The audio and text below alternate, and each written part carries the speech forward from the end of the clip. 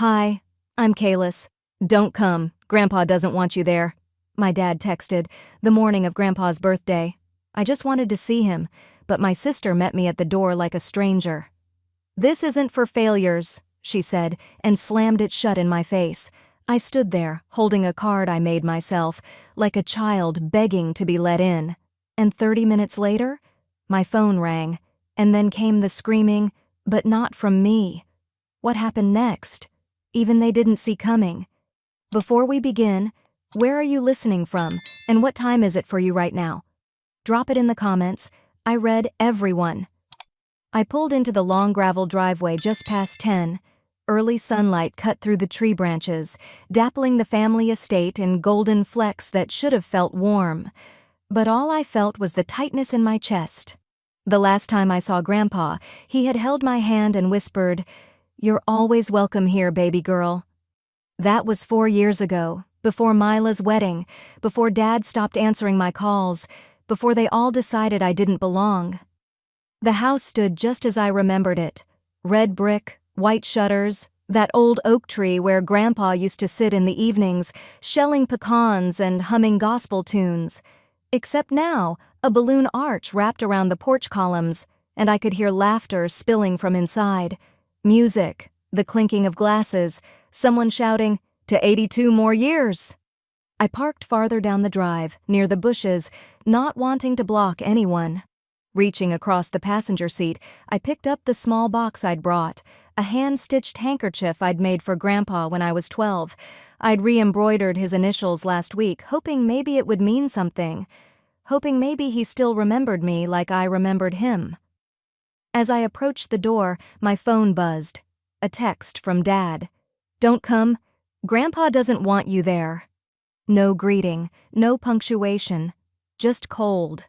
Like always. I stared at it, heart beating so loud I almost didn't hear the door creak open. It was Mila. Her perfect curls were pulled back tight, makeup flawless, wearing one of those expensive wrap dresses she liked to flaunt on social media.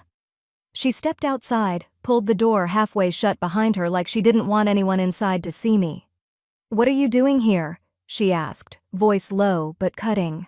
I held up the box with both hands like a peace offering. "I just wanted to give this to Grandpa. Then I'll go."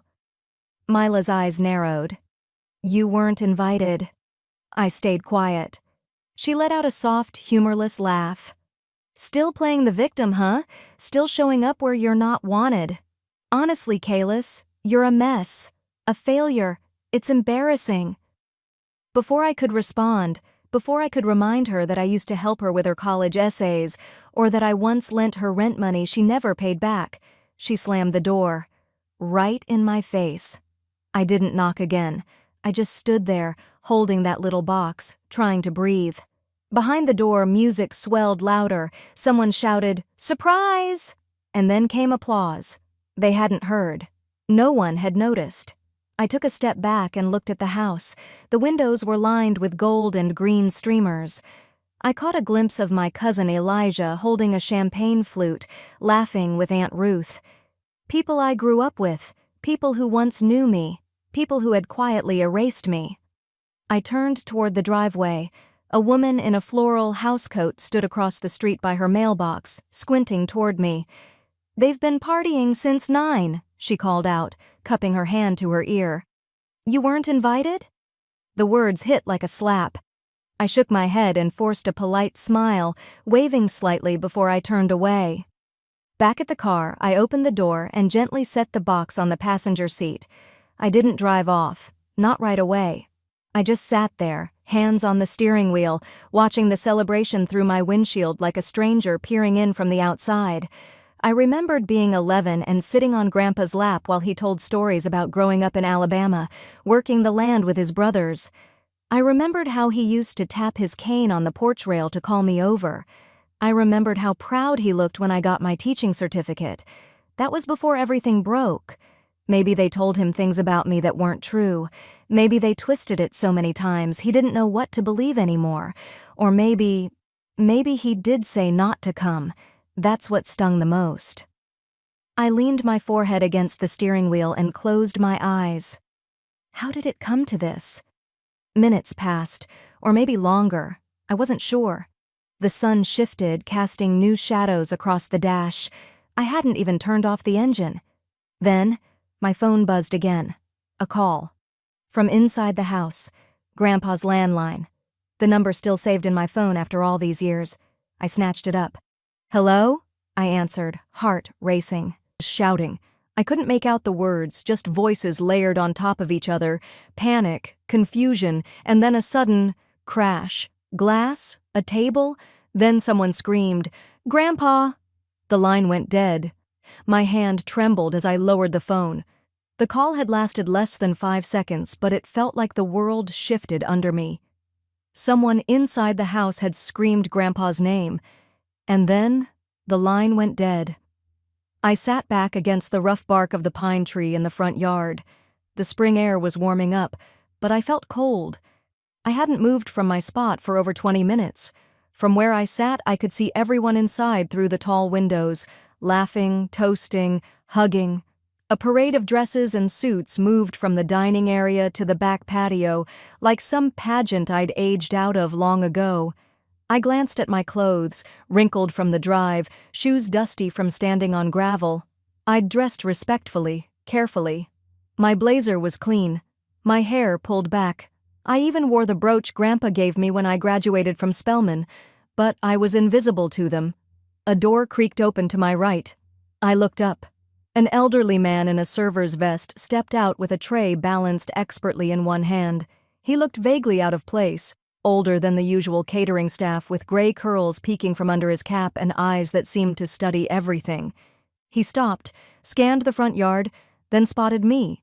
His brow furrowed. For a moment, I thought he might call security, but instead, he walked over. Slowly, carefully. When he reached me, he crouched. Not fully, just enough to meet my eyes. "Miss Kalis?" I blinked. He smiled gently, said nothing else, and slipped something into my hand wrapped in a cloth napkin. Then he stood, nodded once, and turned to head back inside. I unwrapped the napkin slowly. It was a photo.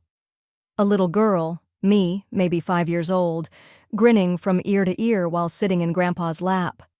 His laugh, wide and unguarded, was frozen in the image. I was holding a handmade birthday card.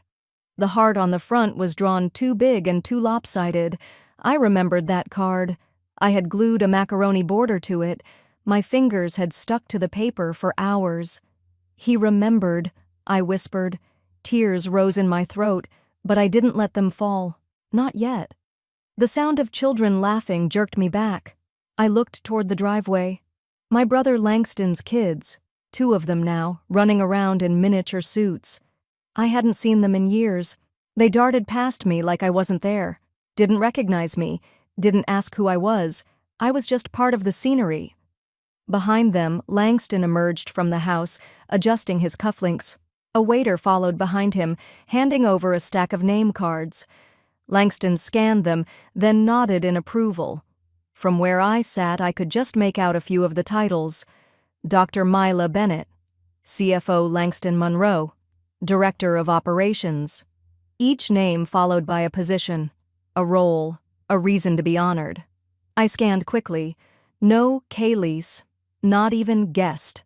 I looked down at the photo in my lap. It was soft from age, edges curled like it had lived in someone's wallet for years. I clutched it like it could anchor me. The swing that used to hang from the big maple tree? Gone. Replaced by a marble sculpture with a brass plaque that read, "Donated by Mila and Charles Bennett." The garden bench where the photo had been taken? No longer there. In its place was a stone path and perfectly trimmed hedges. Even the wind chimes I made in 8th grade shop class, welded, painted, imperfect, were missing. In their place was a polished bronze plaque, etched with my parents' names. It was like someone had gone through the entire property with a sponge and scrubbed away everything that hinted I was ever here. I rose slowly and wandered toward the side of the house. The window by the sunroom was cracked open. I shouldn't have, but I listened. Laughter drifted out first. Then Mila's voice, sharp and clear. You know what Grandpa said yesterday? I haven't seen Kalis in years. Guess she's moved on? A chorus of polite chuckles, then a deeper voice. My father's. Let's hope so. This isn't a rehab center. My knees gave out. I crouched behind the hedges, gripping the photo as if it were a lifeline. My back pressed against the stucco wall. My breathing turned ragged, but I kept it quiet.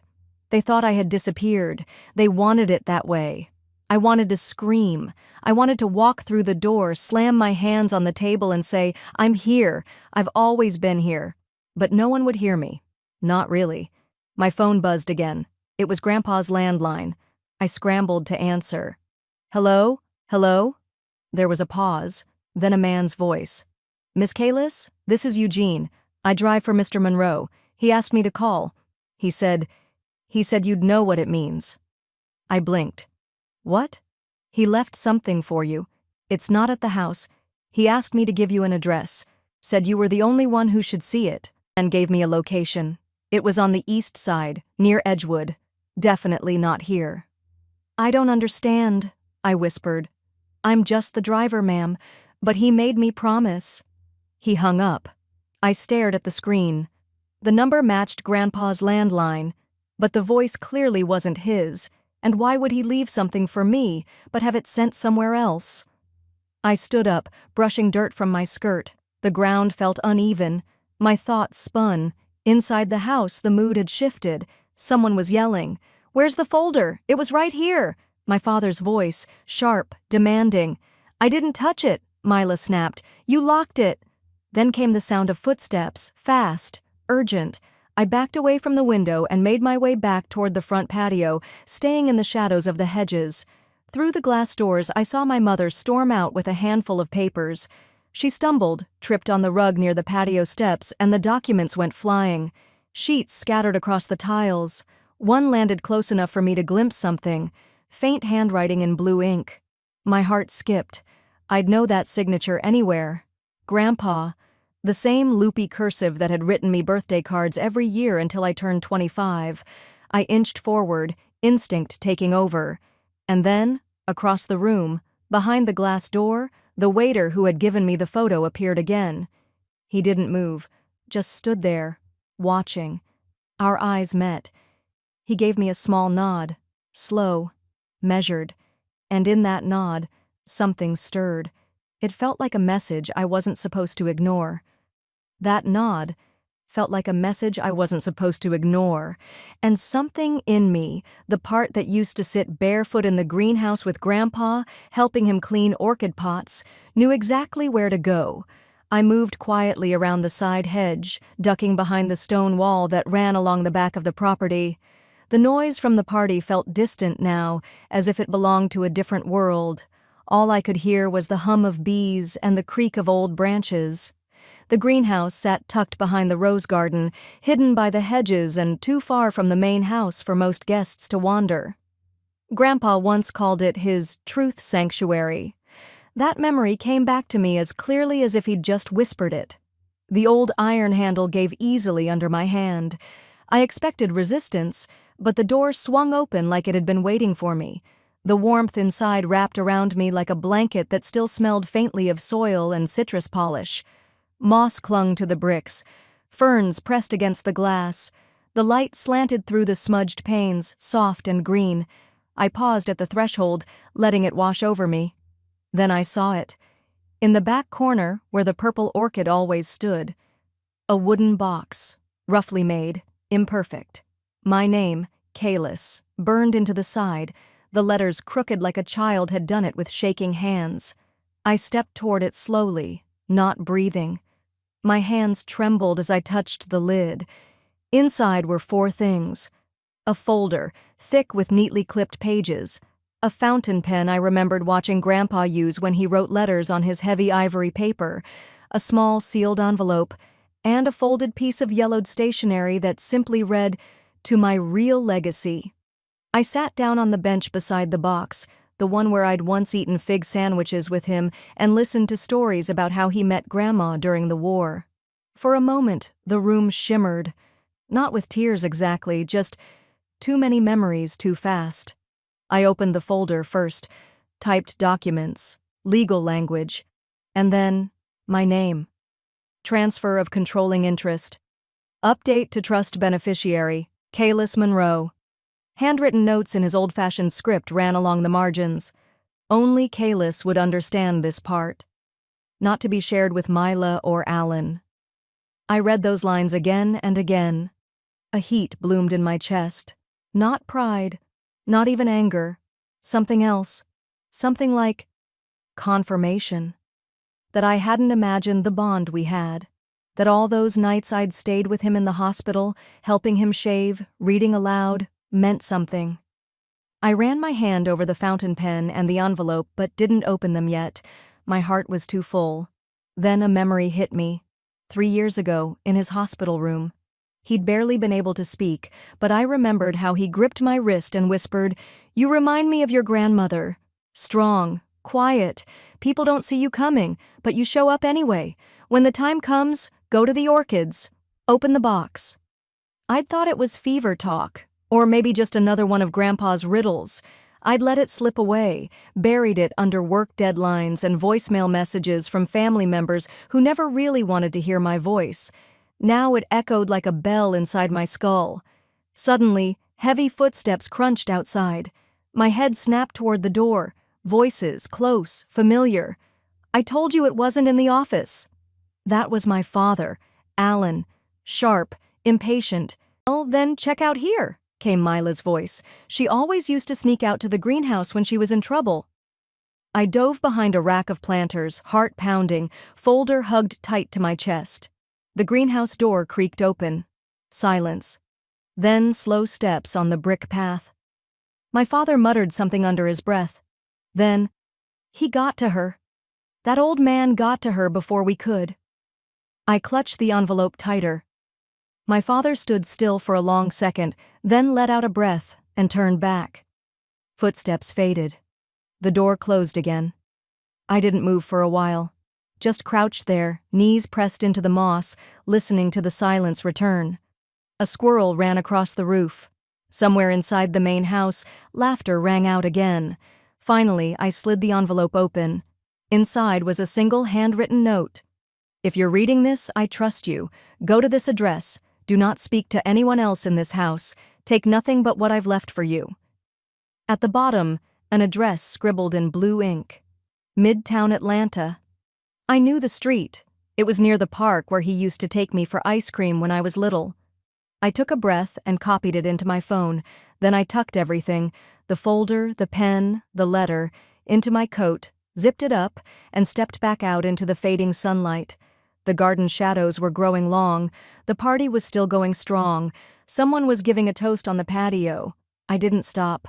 I didn't look back. I didn't run. I walked straight down that driveway, like I finally knew who I was. By the time I reached the main road, the sky was shading into amber. The estate gates swung shut behind me with a dull click, but I didn't look back. I pulled out my phone, called a Lyft, and gave them the address Grandpa had scribbled on that yellowed card. The handwriting was as familiar as my own name, curving and looping like he always signed his checks, like he meant every letter. The car arrived within 5 minutes. I slid into the back seat, still clutching the folder under my coat like it might disappear if I let it breathe too long. As the car pulled away from the estate, I sank into the worn leather and stared out the window. Atlanta passed me in slow frames, my childhood stitched into every block. We passed the school I used to walk to, alone most mornings. I remembered how I'd press my hands against the frost-glazed chain-link fence, waiting for someone who never came. One day, I stood there long after everyone else had gone inside. The school nurse finally called my dad, but he didn't pick up. It was Grandpa who showed up that day. He'd stepped out of his truck holding a hot chocolate from the corner diner, whipped cream spilling over the sides like a cloud had melted. I remember he handed it to me without a word, then said, "When people stop showing up for you, you show up for yourself." I didn't know what that meant at 15. I do now. We drove another 20 minutes, away from the manicured lawns and into older neighborhoods. Eventually, the driver slowed in front of a modest one-story home, light blue siding, crisp white trim, a rocking chair creaking in the soft breeze on the porch. A wind chime tinkled under the eaves. I thanked the driver, stepped out, and walked up the short path. My fingers hesitated at the door, but I knocked once. It opened almost instantly. "Kalis," the man said. His voice was raspy but warm. "He said you'd come." "Mr. Bernard?" I asked, even though I knew. His eyes softened. "Been a long time." Bernard had driven Grandpa everywhere for nearly 3 decades. I remembered him as a sturdy man with dark skin, pressed shirts, and a no-nonsense way of keeping everyone on time. He walked slower now, with a cane, but his presence was still grounded, like the earth itself leaned in to listen when he spoke. He stepped aside and gestured for me to come in. "You look just like your grandmother did when she was mad." I smiled faintly. "I'm not mad." He didn't reply, just nodded like he understood something I hadn't said. The house smelled like lemon oil and old books. Family photos lined the walls. His kids, grandkids, maybe even great-grands by now. He led me to a quiet back room and unlocked a low cabinet tucked beneath a desk. Inside was a metal box, flat, labeled in Grandpa's handwriting. "If she asks, give it to her." Bernard placed it gently on the table and stepped back. "You'll want to sit for this." I did. Inside the box, a thick envelope stuffed with legal documents, a USB drive, several small voice recorders, and a stack of printed screenshots. I stared. It was overwhelming, until I saw the handwriting on one of the documents. Grandpa's, his loops and underlines, his margin notes. "Is this—" My voice caught. Bernard nodded. "A backup trust, updated 2 years ago, just in case they tried something." In the top folder, Grandpa had rewritten the terms, transferring controlling interest of the family business into my name, my full name, not Mila's, not my father's. There were notarized stamps, witness signatures. My breath hitched. There were also transcripts from meetings, recordings from Grandpa's home office. I recognized the voices, my aunt's forced laughter, my father's clipped tone. One clip had Mila whispering, "He's old. He won't notice if we just move a few things around." I looked up at Bernard, stunned. "They tried to trick him?" He didn't answer right away, just poured a glass of water and handed it to me. "He thought if he gave them time, they'd change," Bernard said finally. He didn't want to believe his own son would do this. He thought if you just kept being you, they'd come around. My throat tightened. Another envelope had my name on it. Inside, a letter. This one handwritten. The ink was faded slightly. Dated just over a year ago. "Kalis, if you're reading this, it means I'm gone, and it means they crossed the line I prayed they never would. I've watched how they treat you. You never stopped showing up even when they shut every door. I see you. I always did. Don't let them rewrite you out of what's already yours. You are my legacy. You are the future I trust. Love, Grandpa." I sat there a long moment, eyes stinging. The pain was less about shock, and more like grief finally had permission to bloom. I'd spent years trying to earn the family's approval, like it was a reward I didn't quite deserve. All while Grandpa was quietly building a path beneath my feet. I wiped my eyes and exhaled slowly. "They tried to erase me," I whispered. "But you're still here," Bernard said, steady, still standing. I looked over at the man who'd been there all along. He'd driven Grandpa to every appointment, every lawyer's office, every visit to my apartment when no one else came. "Will you testify if I need you?" His eyes didn't flinch. "I owe your grandfather that much."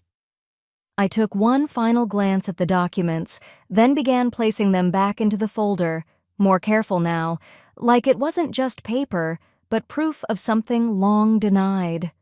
"He wanted you to wait," Bernard added, voice low. "But now you don't have to." I stood up slowly, folder tucked under my arm. "No," I said. "Now." I show them who they tried to bury. Outside, the sky had dimmed into a bruised orange. Porch lights flickered on across the neighborhood. I stepped down the wooden stairs, the rocking chair creaking behind me. As I walked back toward the street, I didn't check my phone. I didn't rush. I just held that folder tight and started thinking through the terms I'd write for the next chapter of this family. The sun hadn't even risen when I realized I was still sitting at the kitchen table. My coffee was stone cold, untouched, just like the night that passed. All the documents Bernard had given me were spread across the table, pages layered, yellowed corners curling slightly, as if the truth had aged waiting for someone brave enough to look. I reread Grandpa's letter. Again. You are not a mistake, Kalis. You are the part they feared, because you saw too much too early. My fingers brushed over the ink, tracing each loop of his handwriting like I used to trace the ridges of his hands when I was little. I remembered once, maybe at 15, sitting at the bottom of the stairs after a dinner fight. My sister had hissed, "Just play dumb, Kalis, that's what makes you bearable." And I did. For years I played dumb. I folded myself smaller and smaller just to keep the peace. My father was worse. He never yelled, he made jokes. Jokes that stuck to my ribs and made me question if maybe he was right. "You're the dreamer," he'd laugh. "Let the adults handle the real stuff." I would nod, even when it crushed me. Even when my dreamer ideas ended up being the same ones my sister later pitched and took credit for. I leaned back, the wooden chair creaking under me, and let out a breath I didn't realize I'd been holding for hours. I clicked open the video file Bernard had saved on the USB. At first, it was just static. Then Grandpa's office came into view, dim light filtering through thick curtains, the old grandfather clock ticking in the background. My father and sister stood by the desk. Grandpa's recliner was in the corner, unmoving. They didn't see the camera. My sister flipped through pages I recognized instantly, my proposals, my notes, my reports I'd shared with Grandpa when we were quietly brainstorming a relaunch for the family nonprofit. She laughed. "We'll make sure she's not even on the table. Honestly, I don't think she knows how to fight." My father smirked, shaking his head. "She's the emotional one. She'll collapse the second we push." She always did. I paused the video. Something inside me didn't just hurt. It cracked. Deep, like an old bone that never healed right finally snapping into alignment. That was the plan all along. Not just to edge me out, to count on me breaking. I sat there for several minutes, staring at the paused frame, their faces frozen mid-contempt, and for the first time in a very long time, I didn't feel shame. I felt heat, a slow, steady kind of fire. I opened my laptop. The subject line was clean. Immediate action required. I kept the email short, direct. First, a formal acknowledgement of my role and contribution to Grandpa's foundation, the one they'd claimed was incidental. Second, a written apology, signed, dated, not some half-hearted, "sorry you feel that way." Third, a private meeting within 48 hours, my terms, my space, no interruptions. I didn't expect them to say yes. That wasn't the point. I wanted the silence after the send button to echo in their inbox like a warning bell. I hovered over send for one brief second, then clicked. Done. I picked up my phone and typed a quick message to Bernard. "I'm not waiting anymore. They crossed the line. I'm drawing mine." No reply yet, but I knew he was awake. Men like Bernard were always up before the world. I pulled out the portable scanner from the drawer and started copying everything: trusts, signatures, video stills. I labeled the folder on my desktop, "Fail-proof evidence, in case they try anything." Just typing it made my spine straighten. I made 2 backups, one on the cloud. One on a flash drive I slid into an envelope and tucked beneath the kitchen sink behind the detergent, just in case. As I organized the paperwork into neat stacks, my eyes landed again on Grandpa's letter. "I knew they might one day try to erase you. If you're reading this, they already have." It wasn't just a warning. It was his way of handing me the torch. And for once, I wasn't afraid to hold it. I stood up and walked to the bathroom, washed my face with cold water, dried it with the old towel Grandpa once used when he stayed over. When I caught my reflection in the mirror, I stared into it a little longer than usual. "This time," I whispered, "I'm not the quiet one." I smoothed the collar of my shirt and looked myself in the eye. I'm the consequence. The ring cut through the silence like a blade. I sat up, disoriented. My phone buzzed against the wooden nightstand. I didn't say a word, just picked it up. Kalis, Bernard's voice came through, tight and sharp. They moved. Tonight. I need you to see something. Now. I didn't ask questions. I grabbed the file folder still on the table, shoved it into my tote, slipped into jeans and an old college hoodie, and headed downstairs. The air outside was cool and wet, a heavy fog hovering over the pavement. I spotted Bernard's car idling at the curb, headlights dimmed. He leaned across the passenger seat and pushed the door open for me. The moment I climbed in, he handed me his phone. "Check the timestamp," he said. On the screen was a document, filed at 2:47 a.m. by a firm I recognized, my father's lawyers. I blinked hard, scanning the header. Motion to declare Kalis Delroy emotionally unstable, accusing her of manipulating her grandfather during cognitive impairment, seeking to revoke her advisory authority and isolate her from all fiduciary matters concerning the Delroy Trust. My hand froze. "They're using his mild stroke from last year," Bernard muttered, twisting it into something it wasn't. "They're claiming he wasn't fit to make decisions, and that you took advantage of it." My stomach dropped. I closed the file and leaned my head back against the seat. "They knew that was the one thing that would crush him," I said, voice low. "He always feared losing his memory. Now they're weaponizing that fear. They want him to question what's real." Bernard turned down a side street, the city still asleep around us. The only sound in the car was my breathing, shallow and tight. "They're not just cutting me out," I whispered. "They're burying me." We pulled into a quiet lot near East Buckhead, tucked behind a 24-hour pharmacy. Bernard parked, but left the engine running. "You have to fight this legally," he urged.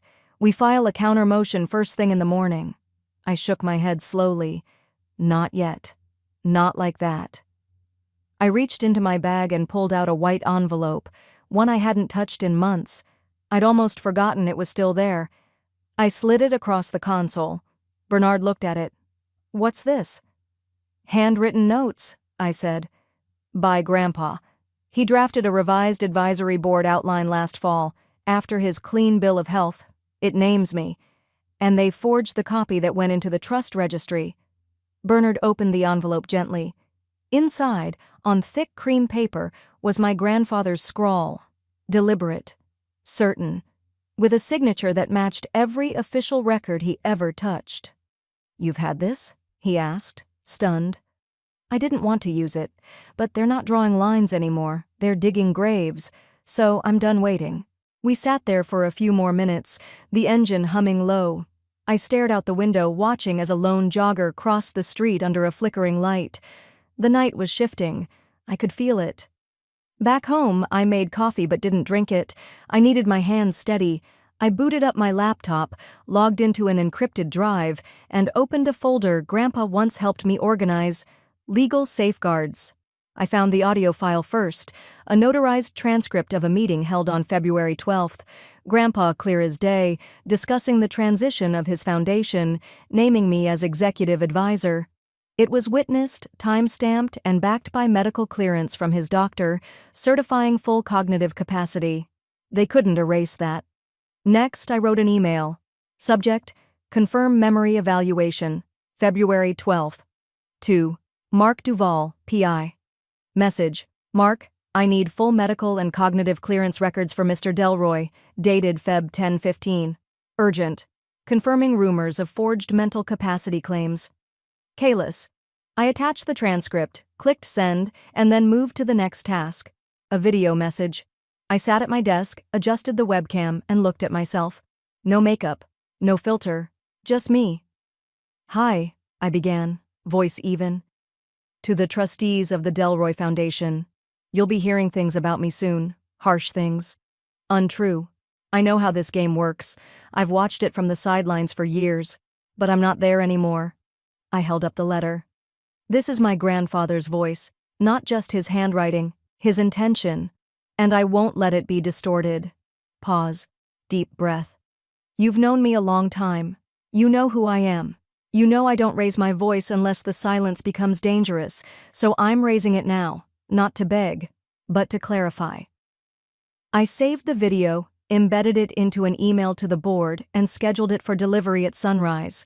Then I opened a blank folder, titled it, Fail-Proof Evidence, If They Come For Me, and I began dragging in everything: copies of original filings, scanned letters, email threads, private texts with Grandpa, recorded voice memos.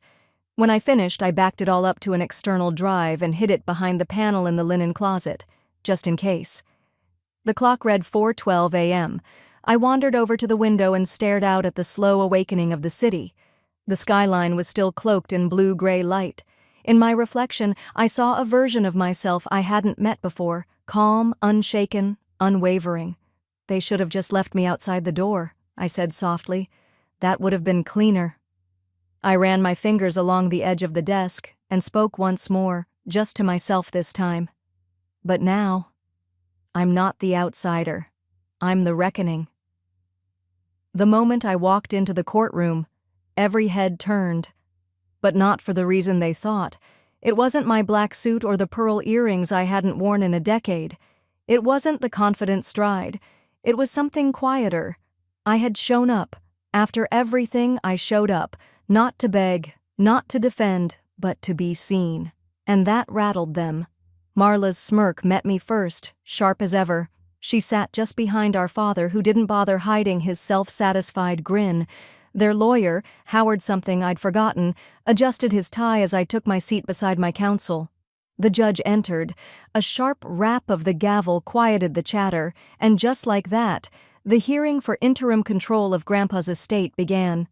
"Your Honor," Howard began with a syrupy tone, "we wish to submit medical evidence indicating Ms. Kalis Peters intentionally manipulated a cognitively vulnerable elder, her own grandfather, for personal gain." My breath remained steady, but I could feel every molecule of tension in my back. He continued, projecting faux concern. "This includes notes from Dr. Langston dated last June, mentioning confusion and possible early-stage memory concerns." Half the room shifted in their seats. "But more concerning," he said, reaching into a folder like he was pulling out a final trick, "is this audio. It was recorded 2 weeks before the trust was updated." A scratchy, poorly edited recording began to play through the courtroom speakers. I recognized my voice and Grandpa's, but something was wrong. The words were chopped, rearranged. "Just sign it early, Grandpa. We can get ahead of the others." Out of context.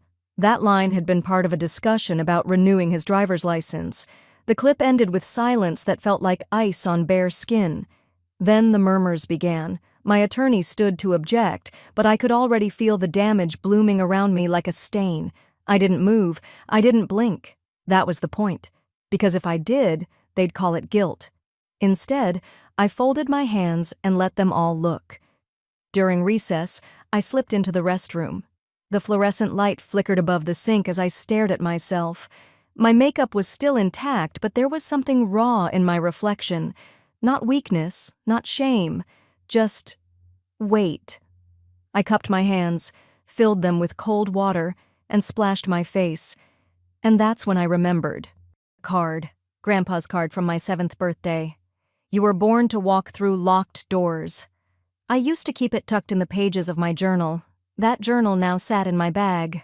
I opened it right there beside the sink and found the card, worn at the edges, the ink a little faded.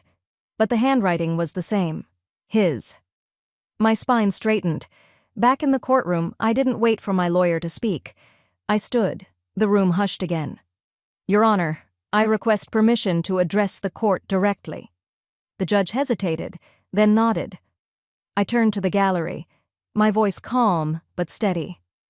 "You've heard a chopped-up recording, a medical note without context, and assumptions dressed up as concern, but you haven't heard from the man they say they're protecting." I held up the transcript, the notarized, time-stamped record of our advisory meeting, Grandpa's signature, the witness lines, the date, everything. If I were manipulating him, would he have done this, at full capacity, in front of 2 independent witnesses, and with his attorney present? The room fell silent. Howard began to rise, but he was too slow. "I'm not perfect," I said. "But I loved my grandfather. I still do. And I listened when no one else did." That's when it happened. My father stood, red-faced. His chair screeched across the tile. "You poisoned his mind," he bellowed. "You made him doubt us. You stole him." He flung a folder at the floor, pages fanning out like broken glass. "He was our father." Security moved in.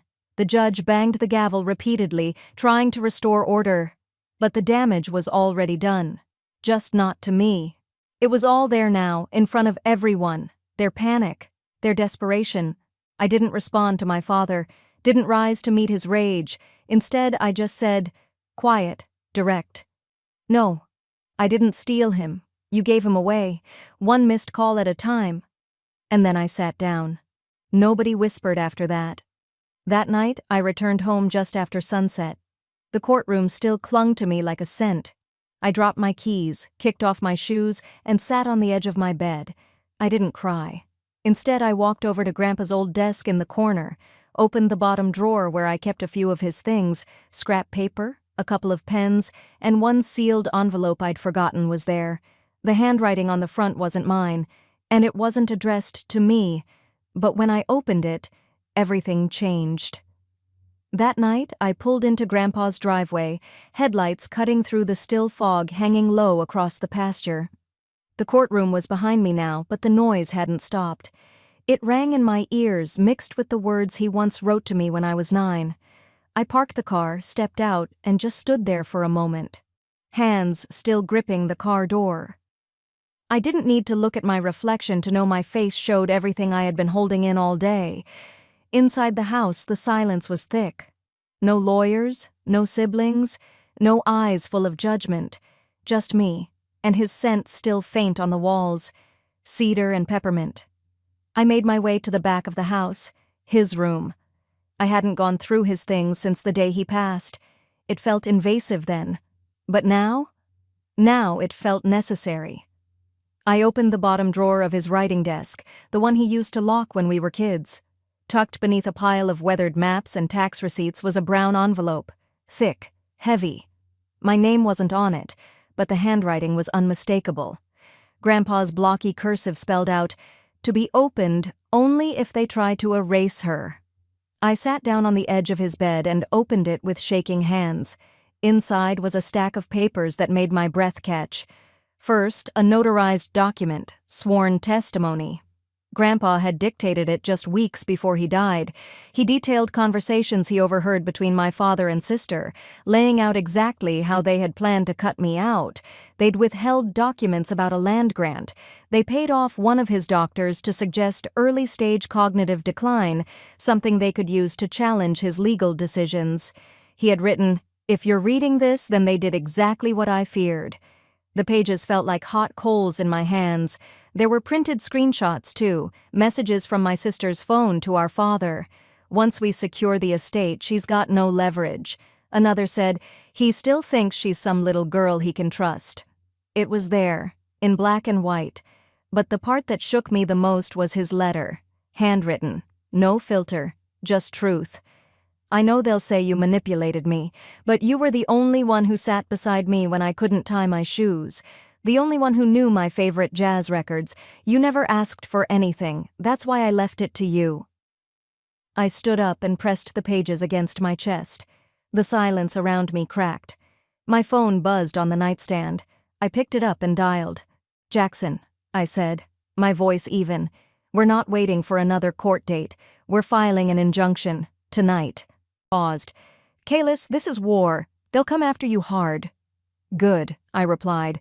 "Let them." The next morning was chaos before sunrise. The local paper ran a front-page story. "Granddaughter claims control. Family calls it exploitation." No author listed, just anonymous sources. My inbox overflowed with headlines, blogs, Reddit threads. People who'd never met me called me greedy, cold, a vulture. Then came the real hit. Someone leaked my student debt records, made it sound like I was drowning in desperation. I hadn't owed a dime in years, but the damage was done. The internet doesn't care about facts. It cares about blood. I sat by Grandpa's living room window, the same one that faced the pecan trees he used to trim each spring. The phone buzzed again. I didn't check it. A few moments later, Jackson called back. "We've got a judge. And Kalis, those documents, they're solid. You're going to be named permanent executor." I didn't respond right away. Then I whispered, "Thank you." That afternoon, I returned to the house. But I wasn't alone this time. 2 county officers arrived shortly after I did, copies of the injunction in hand. I stood on the front porch, watching the rust-colored minivan crawl up the drive. My sister stepped out. Hair curled, lipstick perfect, like she was going to brunch, not a battlefield. She saw the officers and her expression twisted instantly. "What is this? You think this makes you better than us? You were always the mistake." Her voice cracked like glass, sharp and brittle. I didn't flinch. I had waited years for this moment, and now that it was here, it didn't feel like revenge. It felt like oxygen. "Maybe I was the mistake," I said quietly, "but I was Grandpa's mistake, and he loved me anyway." She opened her mouth again, but I raised a hand, calm and steady. "Get your things out. This house is no longer yours." One of the officers stepped forward. She turned, swearing under her breath, storming inside like a child denied candy. I didn't follow her. I walked around to the backyard instead. The rocking chair was still there, weathered but steady. I sat down, then leaned forward and checked underneath, where Grandpa used to hide his pipe tobacco when Grandma nagged him about quitting. Taped to the bottom was a photograph. Me, age 9. Sitting on his lap, holding the birthday card he gave me, the one that read, "You were born to walk through locked doors." My throat tightened, but I didn't cry. I just held it. I whispered, "I was never invisible. He just waited for the right moment to show me." The sun dipped low, shadows stretching across the yard. Inside, drawers slammed. My sister's voice echoed once, sharp and guttural. Then the front door opened and she left without looking back. I stayed in that chair a while longer, the photo still in hand. But what came next was something even Grandpa never saw coming. 2 weeks had passed since the injunction was granted, and still the silence from my father and sister echoed louder than any confrontation. I hadn't heard a word, not a call, not a knock on the door, not even a petty email. Just silence. And strangely, it felt peaceful. That morning, I was fixing a drawer in Grandpa's old workshop, more out of habit than need, when my phone rang. Unknown number. I almost let it go to voicemail, but something told me to pick up. "Hi, is this Kalis?" a warm voice asked. "I'm Jordan from the Cedar Hills Community Center. I hope I'm not calling at a bad time." I hesitated. "No, you're fine. What's this about?" "We're organizing a postponed event, our legacy dinner. It was originally meant to honor your grandfather's contributions to the shelter program. Turns out he donated a portion of his land years ago to expand the transitional housing facilities. Quietly. No press. Just impact." I stood there, silent, the screwdriver in my hand now forgotten. "He listed you," she continued. "Said that if something ever happened and he couldn't be there, he wanted you to speak. Only you." I leaned against the doorway. He really said that?" "Wrote it down, signed it. He also included a note, just one line. If she's there, it means she found her way, and that's worth celebrating." I blinked, fighting a sudden lump in my throat. "When is it?" "This Friday, 7 p.m. It would mean a lot to the folks here, and to us." I told her I'd think about it, but deep down, I already knew I had to go. Friday came faster than I expected. The sun dipped low behind the hills as I pulled into the community center's gravel parking lot. The building itself was nothing fancy, just wood siding, some solar panels, and string lights swaying gently in the breeze, but it felt more welcoming than any family event I'd been to in years. Inside, the warmth hit me instantly. Not just from the heating vents, but from the way people greeted me. Soft nods, handshakes, smiles. Strangers, yet somehow not. A retired nurse named Doris told me Grandpa used to sit with her on Thursday afternoons and carve spoons for the shelter kitchen. Never said much, she said, sipping from her plastic cup, but always showed up. In the corner, a man with silver hair and a paint-streaked jacket raised his glass toward me. He funded my first mural wall, he said. Didn't want his name on it, just told me, make it matter. I smiled, but the feeling was complex. Pride, yes, but also a pang. None of this had been shared at the will reading. None of this had been mentioned by my father or sister. They saw inheritance as dollars and deeds. They never saw this. And maybe that was the point. I moved to find a quiet seat when someone tapped my shoulder. I turned and froze. Elijah? My cousin looked older than I remembered. More tired around the eyes, more gray in the beard, but the hesitation in his gaze was unmistakable. I almost didn't come, he said, rubbing his palm. Wasn't sure I had the right, but I saw the news. I heard what they did, and I always knew something was off. I should have said something back then. I looked at him for a long moment, then said, "You're here now. That counts." He nodded, and when we hugged, it wasn't dramatic. Just quiet. And it said more than words ever could. When they called me up to speak, I wasn't sure my legs would work. But they did. Slow, steady steps toward the small podium at the front of the room.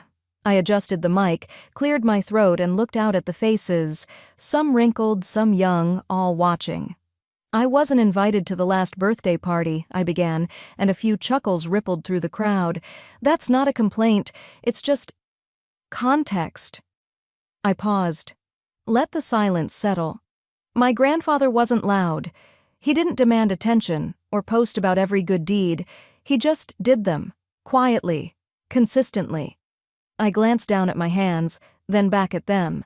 He once told me, while showing me how to carve a walking stick, you don't have to yell to be heard, you just have to stand long enough. At the time, I didn't know what he meant. I think I do now. My voice shook a little, but I kept going. He taught me to listen more than speak, to watch before judging, and to never confuse silence with surrender. I took a breath. I don't know what legacy means to most people, but to me it means being remembered for how you treated others when no one was watching. That was him. A few sniffles filled the room. I ended simply, "Tonight, I'm finally home." The applause was warm, rising, not explosive but full. It wrapped around me like a quilt I didn't know I'd needed. Later that evening, after helping stack chairs and saying goodbye to the last few guests, I returned to Grandpa's house alone. I left the porch light on, just like he always did when family was away. It was quiet, just the distant hum of crickets and the occasional rustle of wind through the trees. As I stepped into the living room, something caught my eye. The answering machine blinking red. I hadn't used that thing in years. Out of habit, I hit play. One new message.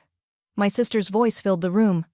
"I don't know what you think you won, Kalis, but none of this will bring him back."